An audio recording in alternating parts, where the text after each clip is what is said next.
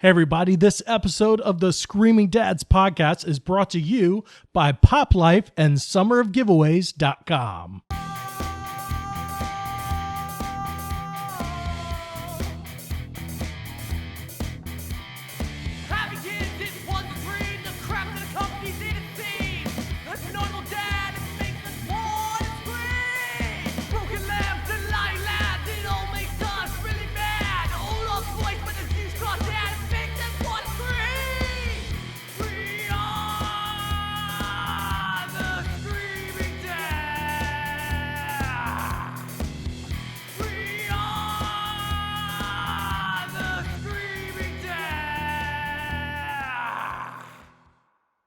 Hey guys, if you don't know poplife.com, then you do not know great t-shirts.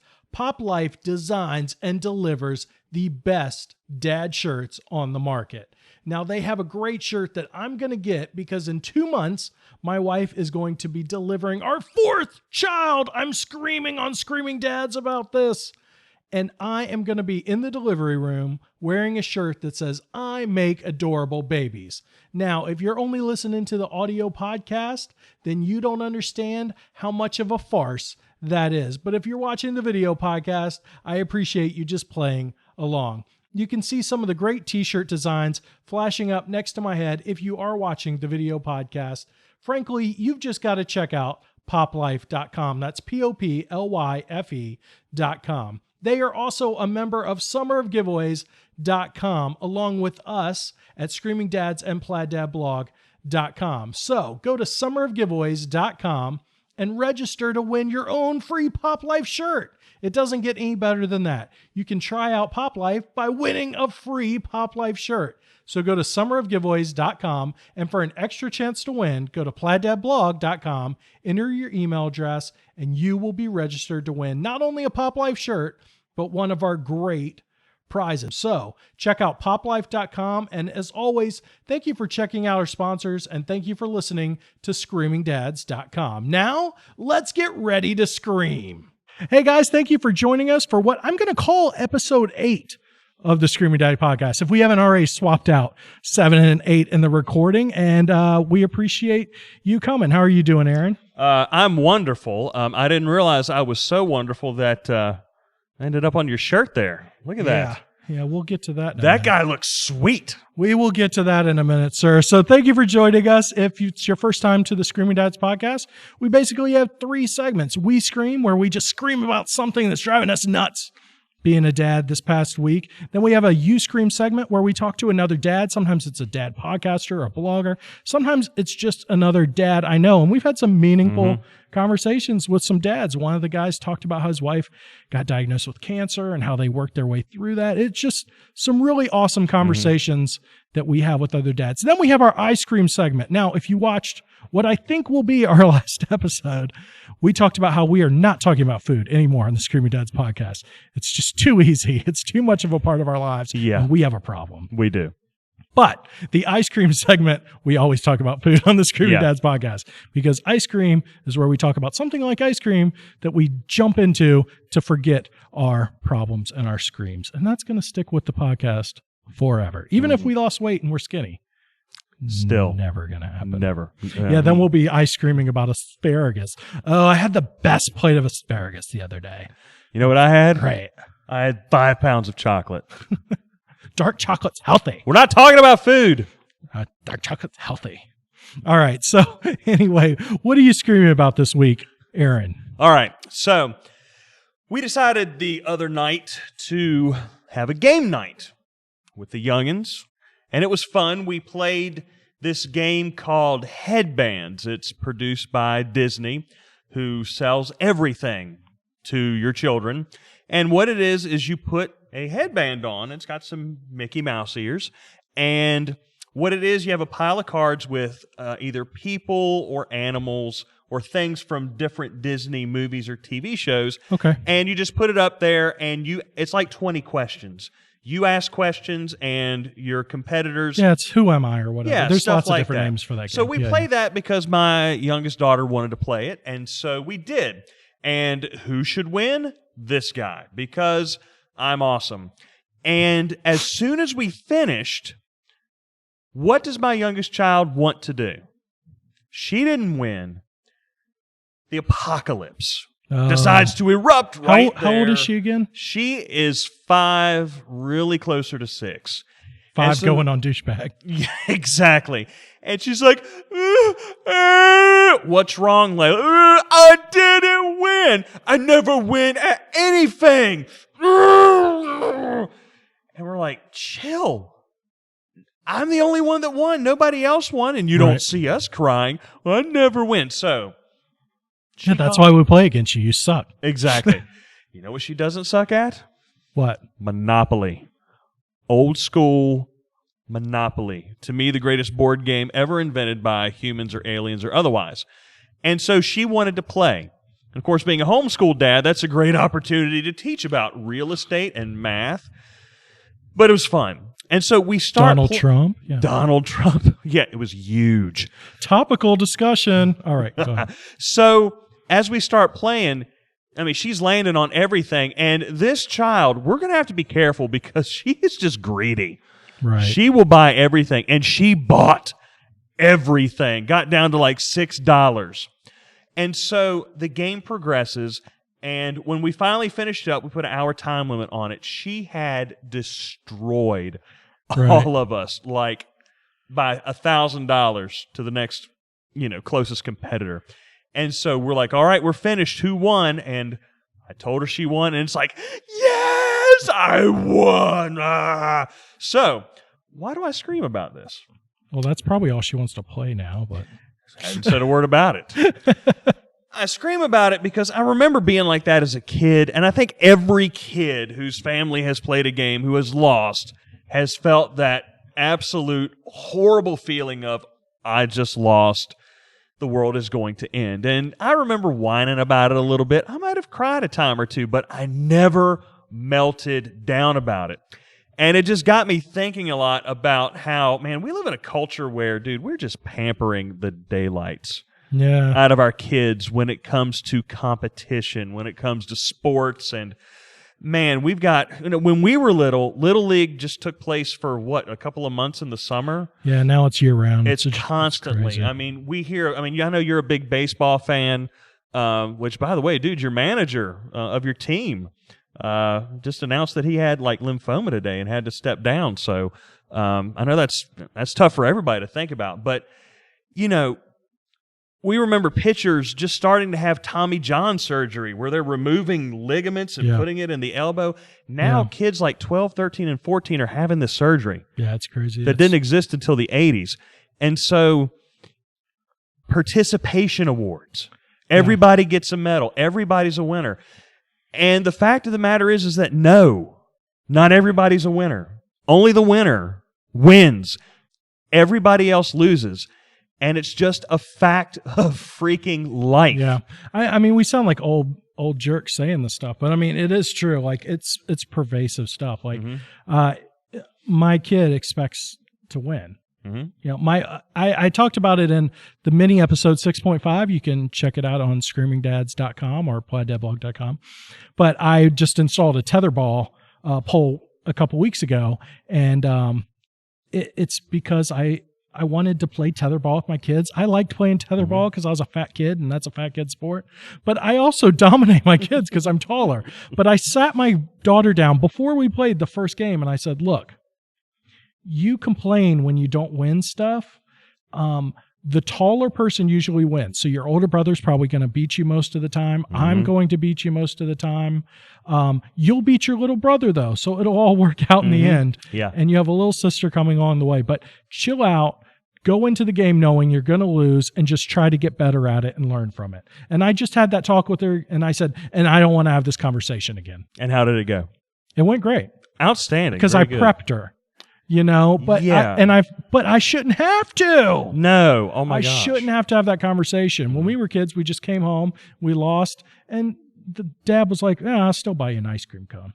Yeah. That's all we needed. Not that we were talking about food, but that's exactly. Was nice. That's what we did. That was my participation trophy. It was an ice cream. It was an ice cream cone. Absolutely. But that's a legit scream. And just seeing that, it's being perpetuated through parents wanting to live out their dreams. Right. Little Johnny's going to make the majors. No, he's not. well, little Johnny's going to pay for college. No, he's not. Your kid is not good enough to get a scholarship. If he is good enough to get a scholarship, it's not going to be for the national champion. Yeah, it's because they fooled themselves over the years with all these trophies too. Like it starts, it affects everybody. They're like, oh, well, he is good. No, he's not. Like generally everybody's garbage. Like a couple people are awesome. And that's exactly it. And what I'm concerned about is that it's called the 1% for a reason. That's right. Is that this ends up perpetuating into real life. When, kids graduate from college and they want the job that pays a bajillion dollars. Yeah. And they don't get it. And they're like, oh my gosh, why didn't I deserve that? Yeah. Just like he deserved that freaking participation medal. He didn't deserve anything. And so, man, I think I'm screaming because we need to be tougher on our kids about stuff like this, because life, you don't always win. Sometimes you lose, and you lose hard, and you kind of got to be ready for that. And so stuff like you talked about with Mia, just preparing them in advance for setting right expectations. If you win, awesome. If not, guess what? Everybody else lost too. Yeah, and when they win and they act like a douchebag, I'm the same way. Yeah. I'm like, hey, don't be a douchebag. And then when they lose and they cry, don't be a douchebag. Double douchebag. Stop. That's it. Well, I just put the game up. Exactly. Exactly. So if you got a kid in youth sports, for crying out loud, just have a minute to learn the life lessons, to have fun. Exercise. Yes, please. You want them to have fun. They're not going to pay for college. There's scholarships they can apply for other than that. So get them ready for life. There, I'm done. Done screaming. Right, done screaming. What do you got? That's a legit scream. I'm just going to, real quick, my scream, I've been screaming about it since the mini 6.5 episode, is the fact that when we don't do Skype podcasts, which we have done some of, and they're great, but it's not as fun and enjoyable. Mm-hmm. I'm maybe a little tired of always coming to your house to do podcasts. We have a 3-hour drive between us, and I think I'm done, sir. I think I'm screaming that you never come up north to Virginia to do podcasts at the Plaid Dad Studios that I have lovingly built. Yes, we have this nice traveling studio, which you can't see all of, but it is glorious. This is like the real deal. But I have built a nice studio. It's time for you to come to my house, sir. I'm done. Would you like some cheese to go with that wine? I don't drink wine. And I'm not whining. You're whining. I just want some participation on your part. Equal partnership. Wow. There's a reason you haven't gone into acting. I'm not screaming, I'm squealing, sir. Like a pig. Like a pig on a spit. We're not talking about food. I'm just saying you're squealing like a pig. All right, we are going I'm going to come to your house, okay? I'll come up there. The wife and I are already looking at schedules, so you can put that baby to bed. We'll go to Busch Gardens and eat some brisket. Smokehouse. Legit. Stop it. All right. No food. We will be right back. We are the Screaming Dad! Hey guys, thank you for sticking around to the Screaming Dads podcast. Now, this is the first time we've had an in-studio guest for our I Scream segment, and I couldn't be more excited. It's my friend Sid Bridge. He is a comedian that I know from doing comedy back in the day and doing the comedy circuit. I'm just excited to have him here, and he is a dad of 5, is that correct? 5 kids, that's right. I would murder everyone in the house, including myself. That's why I'm here right now. Okay, so Sid, tell us what you are screaming about being a dad this week. What am I screaming about being a dad this week? As a dad, you have to, especially with 5 kids, you have to drive something really lame to get the kids from point A to point B. Yeah, I just traded my truck in for the minivan. I just had to do it because we're having 4. So what kind of truck was that? It was a Tacoma TRD. Oh, nice. It was a double cab. I could fit the current family in there, but I couldn't fit another kid. So. Yeah, probably the worst moment, I guess, that I had where I had to admit that I had become a dad was when I was proud of buying the minivan. And I don't have the minivan anymore, by the way. I'm on Suburban now because when you got 5 kids in a carpool, you need all 9 seats. Right. And I'm not going to get the big van. But either way, you're not going to shift your own gears anymore. You are not going to do anything sporty with that. I mean, it's just not it's not pleasant. And I am that immature, people. Yeah, I have a fleet. Okay, I have 2 cars. I have a 1968 Cutlass that has been with me since college. That has been with me longer than the family. I have a Trans Am that is my grocery getter. It's my ride to work. It's my gas mileage car. And then we have the Suburban, and then we have a Focus station wagon. Just because the Suburban sucks so much gas down, in case we have to take some of the kids somewhere, we can put them in this ugly little Focus and humiliate ourselves together. Well, your kids, you have some older ones now. They're pretty spread out, so you're not always taking all of your kids all the time, right? No, that's pretty rare because none of them agree on where we want to go ever. Well, how is your older child not trying to steal your Trans Am at this point? Because she does not have a driver's license yet. Oh, good for you. She has. Well, I don't know. I don't know if you were like me, but when I was 12, I was ready to drive. I couldn't wait to get behind the wheel, and I was driving by the time I was 15, and driving 5-speed by the time I was 16, and so getting into a car and driving was just something that when I went to get my learners, my dad just stuck me in the car. We went there, drove back during rush hour traffic. That was me. Right. I cannot fathom that one of my own children would not be motivated to go get a driver's license. Yeah, and it's not like we live in New York City where that's an option, really, or any place with really good public transportation. No, but we're Jews, so I guess that's kind of part of what happens. New York just kind of seeps into your life, even if you don't want it. Now, I'm doing the opposite. I didn't drive until I was 18. My dad had no patience for me, could not teach me how to drive. My driver's ed teacher, who was the football coach, took pity on me because as soon as I got behind the wheel, he knew. And we were getting to my house, and he goes, normally I would tell you to go home and practice more and try driver's ed a couple months from now. And I said, well, I don't get the opportunity. He goes, I figured that out. I'm going to work with you. It's going to be cool. So that was really awesome of him. But now I'm kind of overcompensating with my kids because when I had my truck, because it was big enough to just roll over anything if anything wrong happened, I would let my kids drive with me. Now my kids are 9 and my son's 9, my daughter's 7, and they sit on my lap. So they would drive down our road to our neighborhood, which you've now been down. So if there was anybody walking around, I didn't do it.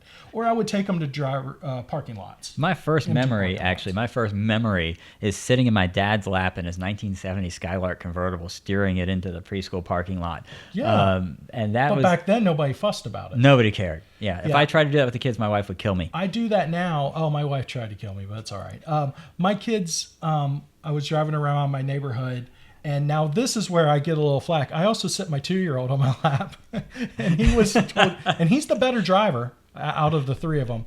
And we were just driving down the street, and there were some kids in the yard going, "That's illegal, mister! That's illegal!" The kids were doing it. And I'm like, it's so invasive now, the seatbelt culture. And back then, we could do it. Back now, somebody's around there with a cell phone, like, look at what this guy's doing. Yeah. This is going on YouTube. This is going on Facebook. When I was a kid, my parents would drive from Atlanta to Virginia, and I was in the back of a Volkswagen Squareback on the engine. Mm-hmm. I would sleep on the engine because that's where it was warm, because it never warmed up in that car because there were so many cracks everywhere. And I would lay on the engine and sleep, or just, ride around, turn backwards, looking at cars. Riding in the back of a station wagon is something kids just don't get anymore. Yeah, we had a Buick Century, and we would just ride to school. I remember we were riding home from school once in this Century, 2 kids in the back, 3 in the middle, me in the front seat, on my knees facing backwards with my hand around the headrest, and we got rear-ended. Yeah. And I flew under the dashboard. The people who were the worst off were the ones belted in the middle seat. Right. Jackknifed. You survived. Your yarmulke cushioned you, so it's like a built-in airbag. Yeah, that's what I'll go with that. I'll go with that. It's not hiding a bald spot. I have nothing to hide. No, I mean, I've recently done the same thing as you. Your screaming moment. We had to get rid of my truck, and I didn't think I would really care because our van is nice. It's a nice Odyssey. It's got everything in it, but I did miss my truck. I didn't think I was going to miss it as much as I did. But The only thing I had to really sacrifice, because I'll drive sports cars to work for myself, and I'll know that if I want to take a kid somewhere in it, I can take one or two. That's okay. But when I got married, I had my Oldsmobile and I had a Corvette. And I had to sacrifice the Corvette. Right. I couldn't justify having two cars that fast, for one thing, and the Corvette only had two seats. So yeah, that was tough because that was one of my goals in life. That was a bucket list item. I bought it. I saved up my own money. Right. Paid it off myself. And it was a beautiful C4 with a 6-speed Nice. 98 engine. It was gorgeous. yeah, my dad has a Corvette because he just wanted to buy one. He bought one used, and it's got to be the ugliest Corvette they ever made. It's white. It's shaped like a angled wedge of cheese.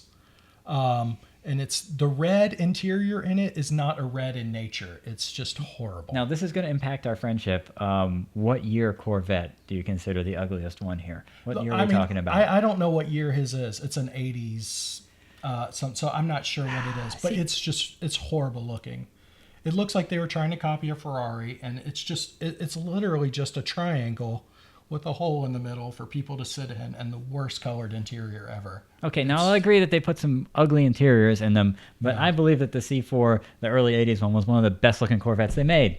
Okay, I'm not enough of a gearhead to know what model it is, but when I find out, I am going to send you a message on Facebook. And Okay. It was one of the slowest, but it was one of the best looking ones they made.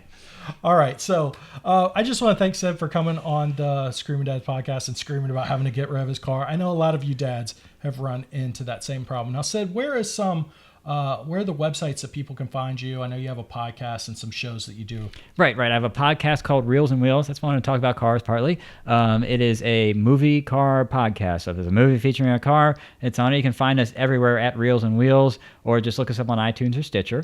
Also, I am a comedian. So if you just look for @SidBridge Comedy on Twitter, find me on Facebook, you can find out where I'm going to be performing. I am a co-founder of a show called A Geek's Night of Comedy, which plays regularly at the Virginia Beach Funny Bone. We'll be there on October 29th, 2015.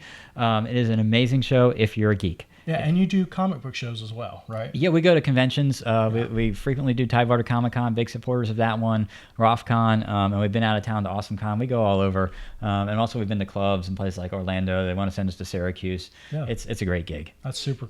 All right, we're going to have all the links for that below. Be sure to check him out, and we'll link a couple of his awesome podcasts below, like the Back to the Future episode, which I have on good authority, blew his iTunes feed up, basically. Yeah. It's a great episode, so we're going to make sure to drop a link in that below. Thanks again for coming on the podcast. We appreciate it. Thanks for having me here. All right. We'll be right back, guys. If you've got luscious locks like these, you don't want to just use any ordinary shampoo on it. Why not use Dove Men+care? It's fortifying shampoo, it's oxygen charged, and it's even got a boost of caffeine. Treat your beautiful hair like I do with Dove Men+care. Now, let's get on to the podcast. Hey guys, thank you for listening to our Uscream segment, and a sponsor, if there was one. Sometimes when we pre-record these, I'm not exactly sure, but yeah, thank you for listening to our sponsors. As always, thank you for supporting the sponsors at screamingdads.com. It really helps us out. The more people that listen and comment to the sponsors, hey, I heard about you on Screaming Dads, the more they come and the more stuff we can offer you, like the free stuff at summerofgiveaways.com. So anyway, this is our ice cream segment, and here comes the ice cream theme that he loves.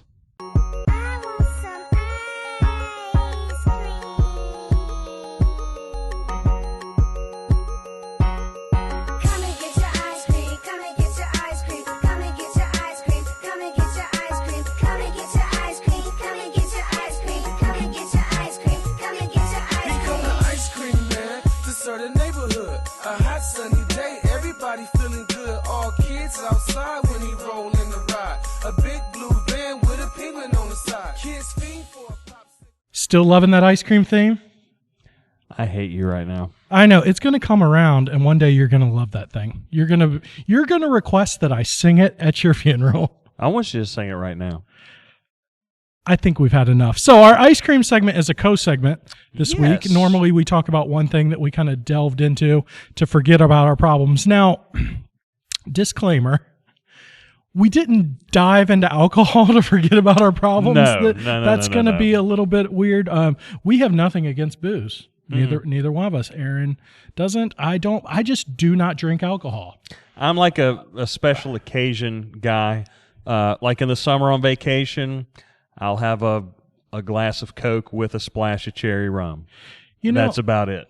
The time I drink alcohol is when I think, this is really, it's really horrible. It really speaks to our culture, I guess. Or maybe just me, I don't know. But when I think, man, I never drink booze. I never really got into booze. I'm going to drink some alcohol. Yeah. And then I drink it and I'm like, oh yeah, I don't like this. Mm-hmm. Like that's what I drink. And then it's like a bi-yearly reminder, maybe twice a year that, oh yeah, you don't eat that. It's like when I eat a moon pie and an RC Cola to think about my granddad. I remember my granddad and I'm like, oh, moon pies are cardboard. That's what they are. Styrofoam inside of cardboard. And RC Cola might as well be dishwater. So anyway, now that we're done getting the disclaimer out of the way. Yes. Our ice cream is booze. Everybody online, especially in some of these Facebook groups we belong to, has been talking about not your father's root beer. Now, basically, it is, I guess they call it hard root beer. But the thing that was different about this is this was supposed to be regular, real root beer that just happened to be alcoholic. Mm-hmm. And everybody's been talking about this thing, so much so that it's sold out across the country. The brewer, be honest, the brewer ran out and they had to double their work just to get it out to everybody. So this has been like a hot item. I mean, it's really been like a viral drink almost. People searching. I mean, I love root beer. The reason we both were going after it is because we love root beer. We're root beer fanatics. Oh, you enjoy an occasional root beer. Myself, insanely obsessed with it. Yeah, I'm going to put a link below on all the postings to Aaron's top 10 root beer, the definitive Plaid Dad. That's right. Root beer guide that you did for us. But so anyway, we raced around looking for this root beer, and Aaron found some before me. He tried some. He imbibed. It's not enough to do anything to you, actually. I actually, just financially, what's the point in drinking beer? How much of it do you have to drink to get to a good place? Gracious sakes, yeah. So anyway, you tried it. You said it lives up. I'm not a beer drinker. I don't like beer. Can't stand it. Don't like the smell of it. This stuff is really good. In fact, on my really geeked out Excel spreadsheet where I have rated, ranked, and filed over 60 different root beers. Nerd. Delicious. This one, even though it's not hard, it's really beer that's flavored like root beer, which I would think is different than a hard root beer, but we're talking semantics. It doesn't matter. This is number 3. Wow. This is number 3. All right, so your number 1 or 2 was Virgil's, though, right? And number 2 is Virgil's. Stuff. I hate this stuff. Love it tastes like licorice. Virgil's. It's delicious. It tastes like licorice. Mm-hmm. You can say it's anise, whatever. It's licorice. I don't like licorice, so I don't like Virgil's. Mm-hmm. I do like some of the stuff that you recommend at Sheets. That was okay. Mm-hmm. So I finally tried. I tried this tonight for the podcast. Yep. So this is our ice cream and fresh. Everybody said try it over ice. It's the best one to drink over ice. I made the mistake of smelling it first. I grew up across the street from a brewery. I grew up across the street from Busch Gardens. And I didn't like the smell. I think that has to do with me not liking booze. And I got to tell you, it tastes like alcohol to me. That's all I taste. Yes, it has a root beer flavor to it, just like a root beer barrel candy does to me. Mm-hmm. But underneath that root beer barrel candy, there's that aspartame flavor. Underneath this is just a booze flavor. And it broke my heart. I wanted this to be it. I wanted this to be like, oh, this is your alcohol, sir. We're presenting it to you. This is the thing that doesn't taste like alcohol to you. I know some people think people are idiots when they go, oh, just taste the alcohol and everything. I just do. I can taste it in some food that's cooked with alcohol. Yeah. Mm-hmm. Even though they say it burns off, I can taste the flavor. No. If you couldn't, then you wouldn't put it in. That's kind of a myth. Not all the and I know not all of it does, but you're not getting drunk off of chicken with beer in it, beer can chicken. You'd be in trouble if you could. But I could taste the beer. It's the same reason I don't like fondue that's made with beer. Yeah. It tastes like beer to me. Mm-hmm. And if it didn't, why would you make it with beer? Of course you can taste it. Yeah. So I'm sorry, everybody that loves this. there's more for you.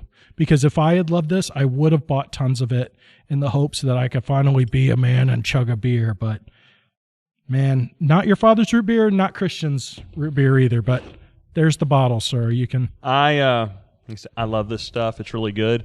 Will not be something that I buy all the time. I've got some health things, and I can't be a regular drinker of alcohol. That and I'm too cheap.